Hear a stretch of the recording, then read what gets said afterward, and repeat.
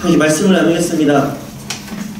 오늘 우리 성도 여러분과 함께 예배할 수 있으니 참 기쁨이 됩니다. 저도 이제 온 지 여기 쿠웨이트 온 지 9개월 됐어요. 그런데 이제 그 얘기 듣기로는 그 한국 해군이 배를 몰고 이렇게 온 게 처음이라고 하더라고요.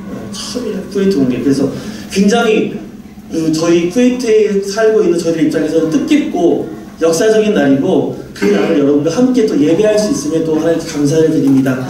여러분에게도 긴 여정 가운데 지나가는 한 점이 되지 않았으면 좋겠고, 하나님의 은혜로 회복되는 놀라운 은혜의 시간이 되기를 바랍니다.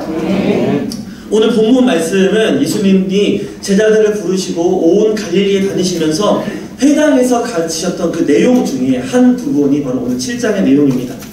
5장부터 시작된 그 내용은 7장이 되어서 마치는데 모든 사람이 그 가르침을 듣고 놀랐다라고 합니다. 왜냐하면 예수님의 가르침이 권위 있는 자나 서기관들과 같지 아니하였기 때문에 그렇다라는 것이죠. 아마도 권위로 내려 눌러서 야 네가 들어라 라고 하신 말씀이 아니라 삶으로 녹여서 이렇게 사랑으로 하신 말씀이기 때문이 아니었나 싶습니다. 오늘 이 시간에 말씀의 나눔이 물론 제 입을 통해서 나가지만 하나님의 말씀이 여러분 마음 가운데 닿아서 여러분의 마음이 회복되어지고 은혜로 충만해지는 시간 되었으면 좋겠습니다. 7장 1절에 기록된 내용은 비판하지 말라라는 내용입니다. 오늘 말씀의 제목이기도 한데요. 비판이라는 단어의 사전적인 의미는 이렇습니다. 사물의 옳고 그름에 대하여 검토하고 평가하고 판정하는 일이 비판이라는 겁니다. 옳고 그름을 판정한다는 것이죠. 그렇기 때문에 우리가 비판을 당할 때 기분이 그렇게 썩 유쾌하지가 않습니다. 왜냐면은 내가 뭐 인정하든 인정하지 않든 알든 모르든 그 사람이 나를 향해서 야 네가 하는 일은 옳다 그르다 판단하기 때문에 그 비판을 듣는 사람 입장에서는 그렇게 썩 유쾌하지 않다라는 것이죠. 누구로부터 참견을 받는 것을 좋아하는 사람은 세상에 아무도 없습니다. 좋아하면 그게 좀 이상한 사람이에요. 조심하셔야 됩니다. 아무튼 간에 참견받는 걸 좋아하는 사람은 아무도 없는데, 그런 관점에서 오늘 본문을 읽으면 참 삶의 지혜가 된다라고 느낄 수 있어요. 왜냐면은 비판을 받기 싫거든 너도 비판하지 말라라고 말하고 있거든요. 그러니까 관심 받기 싫으면 관심 주지 말고, 내가 사랑이 고프면 사랑을 줘야 하는 것처럼 뭐 비판받기 싫으면 너도 비판하지 말라라고 하는 겁니다. 우리가 했던 말들이, 내가 했던 정죄가 올무가 되어서 너의 인생을 묶을 수 있기 때문에 너도 그런 말로 정죄하거나 비판하지 말라라고 오늘 말씀하고 있다는 겁니다. 그리고 예수님이 말씀을 이어가시는데 3절에 어찌하여 형제의 눈에 있는 티끌은 보면서 왜 내 눈에 있는 들보는 깨닫지 못하느냐라고 하시죠. 누군가를 정죄하고 비판을 하지만 우리는 사실 그럴 만한 존재가 아닌 것을 말씀하고 있다는 것입니다. 그렇잖아요. 우리 모두가 다 예수님의 은혜로 구원받은 사람인데 누가 누구에게 우리가 죄 있다, 네가 잘한다 못한다 말할 수가 있겠습니까? 그런 우리의 처지에 대해서 말씀하신다는 겁니다. 그래서 남에 대하여 비판하고 판단하기를 좋아하는 사람들, 그런 사람들에 대해서 오늘 5절에 이렇게 말하는 겁니다. 그 사람들에 대해서 예수님은 외식하는 자여 라고 부르시고 네 눈 속에 들보를 먼저 빼라 라고 말씀하십니다. 네 죄를 먼저 깨달으라는 거죠. 여러분 혹시 오늘 이 말씀 어려우신 분 있으십니까? 비판 받기 싫으면 비판하지 마라. 네 눈에 들보를 먼저 깨달아라 라는 거죠. 우리가 다 이해하고 납득하기 어려운 말씀이 전혀 아니라는 거예요. 그런데 여러분 이렇게 설교는 얼마나 좋겠습니까? 우리 비판하지 맙시다. 서로 사랑합시다. 끝! 하면 좋겠지만 여러분 이 끝이 아닌 걸 우리가 알아야 돼요. 왜냐하면 이 문단 안에 6절이 붙어있어요. 6절을 같이 한번 보겠습니다. 6절 보시면 거룩한 것을 계획에 주지 말며 너희 진주를 돼지 앞에 던지지 말라라고 하고 있습니다. 비판하지 말 것을 말씀하시면서 같은 문단 안에 6절이 붙어있는 거예요. 여러분 성경에는 1.1획도 그냥 써있는 문장이 하나도 없어요. 그런데 여기에는 문맥과는 상관없어 보이는 말이 써있다는 것이죠. 이 문장 때문에 이 앞서 있는 말들이 다시 한번 생각을 해봐야 되는 겁니다. 우리가 그냥 비판받기 싫으면 비판하지 말아야지, 너 나 신경 쓰지 마, 이것이 아니라 그 말씀하신 하나님의 의도가 더 있다라는 것입니다. 오늘 7장에서 말하는 이 비판은요, 정죄라는 말과 동의어로 쓰입니다. 그러니까 너는 죄인이야 라는 말과 같은 말이라는 거죠. 단순히 옳고 그름을 판단하는 비판이 아니라는 겁니다. 그런데 우리는 이 죄의 문제에 대해서 정죄할 수 있는 분이 내가 아닌 것을 우리는 압니다. 죄에 대해서 그것은 죄다, 그것은 죽을 죄다라고 말씀하시는 분이 우리 하나님밖에 없다라는 것이죠. 그 말은 뭐냐면 우리가 누군가에 대해 정죄한다라는 것은 하나님의 영역을 침범했다는 의미가 되는 겁니다. 악을 행했다라는 것이죠. 정죄는 하나님의 소관이고 우리가 할 문제가 아니기 때문에 그런 일을 너희가 경계하라 라고 말씀하고 있는 겁니다. 오늘 7장은 위에 그래서 1절부터 5절에 우리가 하는 그 정죄의 근본이 악한 마음이다 라고 말하고 있는 겁니다. 비판할 때 죄의 문제를 다루는데 죄의 문제가 우리의 영역이 아니기 때문에 그 말은 지금 내 입에 담고 있다라면은 나는 지금 죄를 짓고 있다라는 거죠. 악한 마음을 품고 그들에게 비판하고 있다는 겁니다. 비판할 때 우리는 항상 선한 마음입니다. 그 사람이 잘 되었으면 좀 더 깨닫고 성공했으면 하는 마음으로 비판을 하지만 거기에 정죄가 들어갈 때 네가 죄를 지었다, 네가 하나님 앞에 범죄했다 뭐 이런 게 들어가게 되어질 때 우리의 마음은 더 이상 선한 마음이 아니라는 겁니다.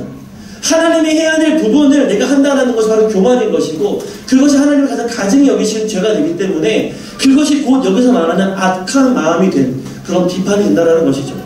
이런 마음으로 사람을 판단하는 것을 경계하라라고 7장은 말하고 있다는 겁니다. 그런데 그런 맥락으로 이 말씀을 받아들이면 자칫 이런 실수에 빠질 수가 있어요. 야, 비판하면 안 되겠다, 정죄하면 안 되겠다. 그래서 비판할 게 보여요. 실수가 보이는데 안 하는 일이 생긴다는 거죠. 비판하기 좋아하는 사람이 이 말을 깨달아서 멈추면 은혜입니다. 그런데 내가 하나님의 은혜를 입은 자로서 비판할 게 보이는데 이 말씀 때문에 이게 뭐 부담이 돼서 해야 할 말을 하지 못하는 것, 이것을 경계하기 위함이라는 거죠. 그러니까 6절에 하고 싶은 말씀은 무슨 말이냐면은 우리에게 비판에 대해서 명확하게 가르치시고 계시고 그리고 그 기준, 어떨 때 어떻게 비판을 해야 하는지 그 기준을 지금 오늘 6절이 우리에게 제시하고 있다는 것입니다. 여러분, 누군가에게 비판하시죠. 비판이 좀 부정적인 게 아닙니다. 해야 되는 겁니다. 이 비판은요 굉장히 능력 있는 도구가 됩니다. 사람으로 하여금 내 부족함과 잘못을 깨닫게 해서 더 높은 곳으로 나아가게 하는 게 비판이기 때문에 굉장히 유용한 도구가 됩니다. 하지만 그리스도인이 비판을 사용할 때는 명확한 그 기준이 필요한데 그 기준을 우리 6절에서 두 가지 정도를 찾아보려고 하는 겁니다. 첫 번째 기준은 뭐냐면은 들을 만한 자에게 비판하라는 겁니다. 들을 만한 자에게. 6절에 분명히 기록하고 있습니다. 개에게 거룩한 것을 주지 말고 돼지에게 진주를 주지 말라 라고 말하고 있습니다. 그 가치를 알지 못하는 자에게 혹 그 마음 중심을 헤아리지 못하는 자에게 비판하지 말라는 거죠. 특별히 여기서 개와 돼지는 누구를 상징하냐면은 배교자를 상징합니다. 배교자. 그냥 믿지 않는 사람 아니고요. 우리와 함께 하다가 함께 예수를 믿다가 이제 떠난 사람들, 그런 사람들을 말하는 거예요. 믿지 않는 사람들에 대해서는 우리 당연히 기대하지 않습니다. 안 믿는데 그냥 불쌍하다 여기잖아요. 우리는 그들에 대해서 싸우려고 하지도 않아요. 그런데 같이 신앙생활 하다가 뭐 이렇게 시험 났다고 낙심 받았다고 교회 떠나고 예수님 부인하는 사람도 있을 수 있어요. 그런 사람들, 예수를 부인하고 떠난 사람들에 대해서 너희가 쫓아가서 그러면 안 되라고 비판하지 말라라는 겁니다. 믿는 자에게는 당연히 기대해야겠지만 믿지 않는 자, 배교자, 떠난 자들에게는 그런 걸 하지 말라는 거죠. 왜냐하면은 아무 의미가 없다라는 겁니다. 여러분, 개에게 아무리 좋은 음식을 줘보세요. 개밥 그릇에 담기는 순간 그거는 개밥입니다. 그렇죠? 돼지에게 진주를 줘보세요. 돼지가 진주의 귀함을 알아봅니까? 알아보지 못합니다. 돼지는 먹을 게 아니면 관심이 없어요. 마찬가지라는 거죠. 그들은 개, 돼지라고 말하는 게 아니라 그들이 그만큼 예수를 떠났을 때 비처럼 존재가 되어서 지혜가 없어서 아버지의 말씀을, 이 선한 비판을 깨달을 귀가 없다라는 겁니다. 그런 자들에게 굳이 비판을 하지 말라라는 거죠. 그 사람들은 들을 귀가 없기 때문에 받아들일 수가 없고 오히려 이 일을 통해서 우리가 상할까 예수님은 염려하신다는 겁니다. 여러분, 들을 귀 있는 자에게 말씀하시기 바랍니다. 그래서 이 비판이라는 도구는요, 우리 안에 통용되는 도구인 것입니다. 예수 그리스도 안에 한 주님을 믿으면서 신앙생활하는 우리 안에 통용되는 도구라는 거예요. 믿지 않는 자들을 향해서는 끝없는 사랑을 베풀어야 합니다. 우리를 떠난 배교자들을 향해서는 안타깝지만 어쩔 수 없어요. 더 이상 우리가 할 수 있는 영역이 아니고 하나님께 맡겨드려야 될 영역인 것입니다. 비판은 우리가 함께 예배하고 있는 우리 안에 그리스도의 사랑으로 쓰임받는 도구라는 것입니다. 여러분, 이것을 깨달으시고 우리가 어디에 누구에게 비판을 해야 하는지, 어떻게 해야 하는지 깨달으셔서 여러분을 통해 여러분의 공동체가 아름답게 세워져 가기를 간절히 바랍니다. 두 번째 기준은 뭐냐면, 비판을 할 때 결코 악한 마음으로 해서는 안 된다라는 것입니다. 악한 것은 무엇이냐면은, 내가 좀 저거 망하게 해야지, 이런 마음이 악한 마음이 아닙니다.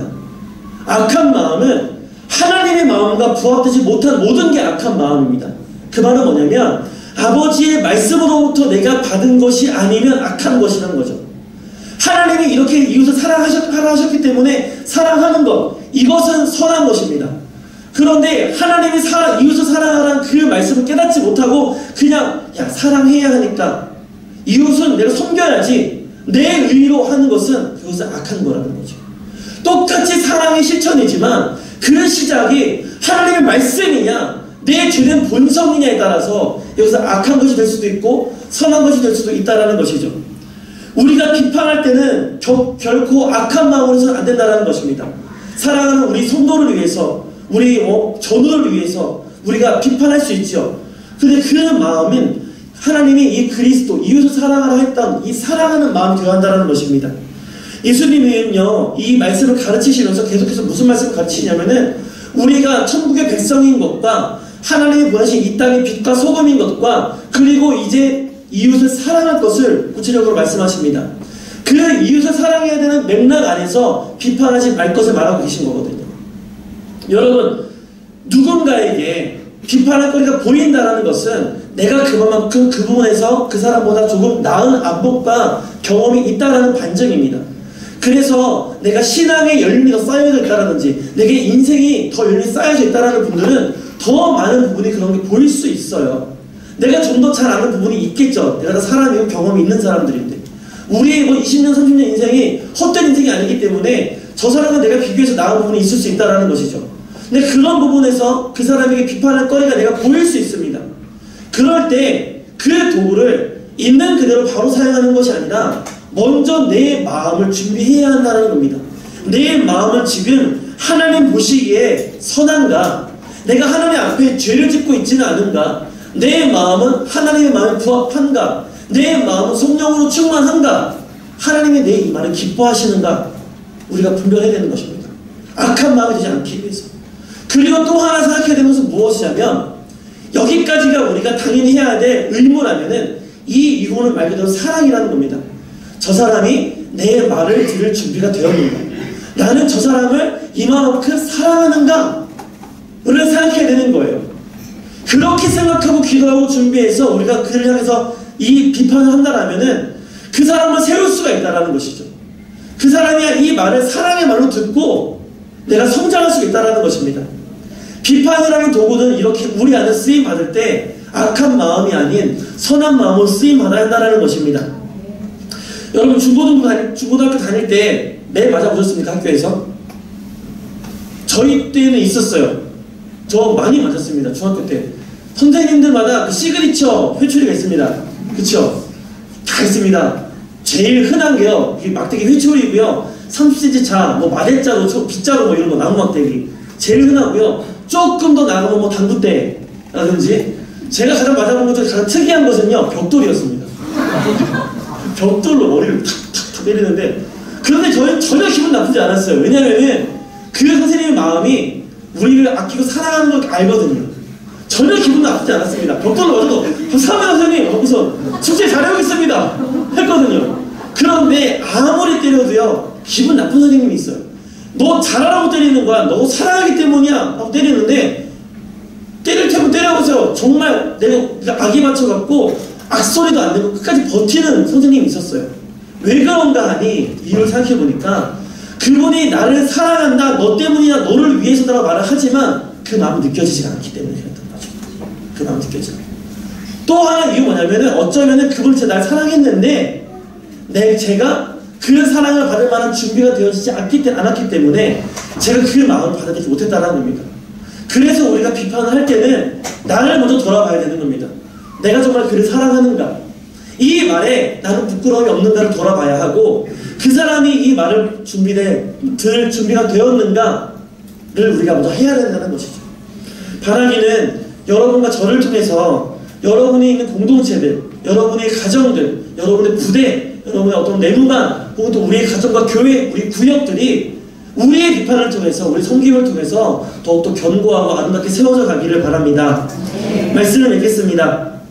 비판이라는 단어는요, 아까 사상적 의미라면은 철학적 의미로 재해석을 하면은 이런 의미가 된다고 합니다. 비판은 인간의 지식과 사상과 행위 등에 대하여서 그의 의미, 내용이 성립되는 기초를 파악하게 해야 된다는 거예요. 그래서 그 기원과 타당성과 한계 등을 명백하게 하는 일이 바로 철학적 의미의 비판이라는 겁니다. 철학적 의미로 비판을 접근했을 때 우리는 그 그리스도인으로서 이렇게 받아들일 수가 있는 거죠. 우리의 비판을 통해서 그 누군가는 하나님을 봐야 되는 겁니다. 우리의 근원이 어디인가? 내가 어디로부터 왔는가? 나를 누가 보냈는가? 그 하나님의 목적은 내가 여기에 왜 있는 것인가를 찾게 한다는 것이죠. 여러분의 비판을 통해서 하나님을 만나시기를 바랍니다. 여러분의 비판을 통해서, 여러분의 그 사랑의 섬김을 통해서 그 누군가가 하나님의 사랑과 은혜를 경험하고 회복되어지고, 그 여러분이 있는 그 공동체가 더욱더 아름답게 견고하게 세워지기를 바랍니다. 하나님이 사용하시는 귀한 공동체가 되어지기를 소원합니다. 그럴 때 우리가 하나님이 쓰신다는 그 자존감이 세워질 것이고, 나 또한 그 비판을 통해서 성장할 수가 있다는 것이죠. 바라기는 우리가 서로 사랑하고 존중하는 아름다운 공동체가 되어지기를 바랍니다.